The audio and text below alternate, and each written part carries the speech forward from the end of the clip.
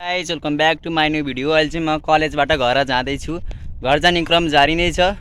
भिडियोको सन्दर्भमा जानु पर्दाखेरि चाहिँ है म चाहिँ अब युट्युब च्यानल छोड्छु। युट्युबमा म भिडियो हाल्नै छोडिदिन्छु भन्छु भन्नुभयो। म ज्यानजालै छोड्दिनँ, म छोड्दिनँ।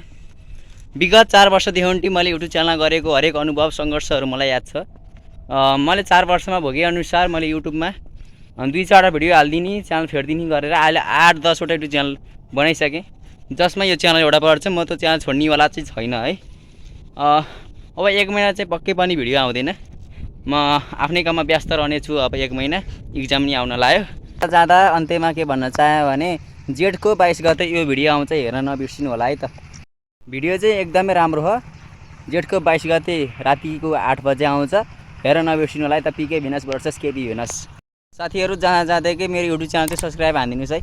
हजुरको एउटा सानो सहयोगले कसैको भलो हुन्छ भने प्लिज सब्सक्राइब मात्रै अनि नै हानिदिनुहोस् है। मलाई लाइक गर्न पर्दैन, कमेन्ट गर्न पर्दैन, सेयर गर्न पर्दैन, सब्सक्राइब मात्रै गरिदिनुहोस् है।